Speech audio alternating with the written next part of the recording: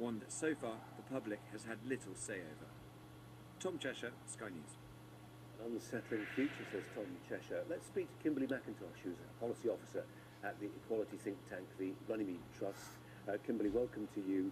It feels like facial recognition is coming, almost unavoidably. How do the Runnymede Trust feel about it?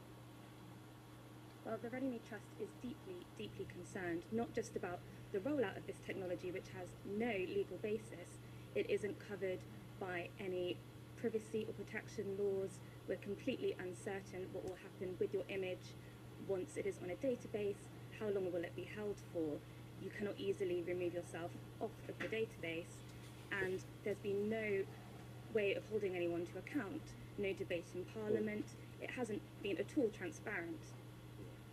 The Met, in that statement you just saw in the report there, say this is a trial, in essence, before a consultation period, and presumably at that stage, are parliamentarians decide to start framing legislation or not?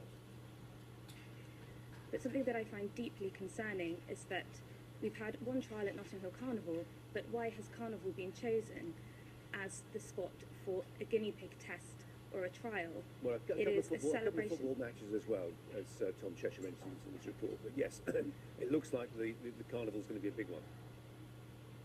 Yes, and before a trial has been evaluated properly and we can attest to the effectiveness of the technology, I think it is inappropriate to roll it out at what is the largest street party in Europe and a celebration of diversity and unity, particularly at an event which celebrates the Afro-Caribbean community, which has had a history of mistrust with the police. Well, so deploying... I suppose some people might say in recent years it's had a history of low-level violence as well, and given the numbers involved, it's a perfect opportunity to trial this technology.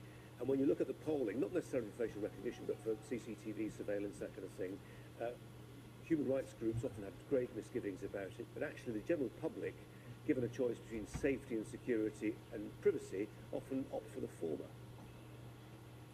Well, I think we need to make sure that we're not acting excessively here.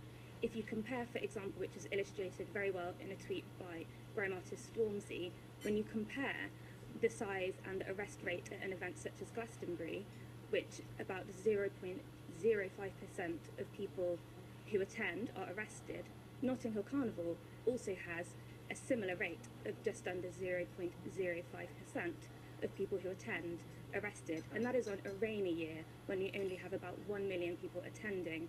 So is it really fair to be using Notting Hill Carnival as a testing ground for this technology? Again, I think some people will listen to that and say, look, this is technology which in time, with the right oversight, can be used to keep people safer. Large events are a good opportunity to test the technology, and ultimately many of the people being filmed will have obviously no idea it's actually happening.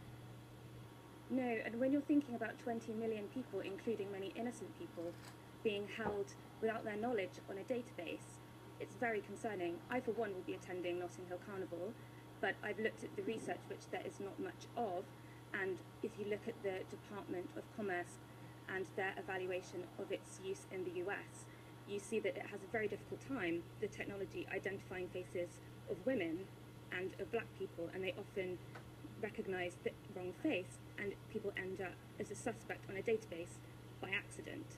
And I don't like those odds, and I'll be one of the people attending Carnival who could potentially be misrecognised. And I just feel, before it's rolled out, we need to have a full evaluation of its strengths, its weaknesses, and its actual efficacy. Kimberly McIntosh is with the Runnymede Trust. Kimberly McIntosh, thanks very much indeed for your time. Thanks a lot. Thank you.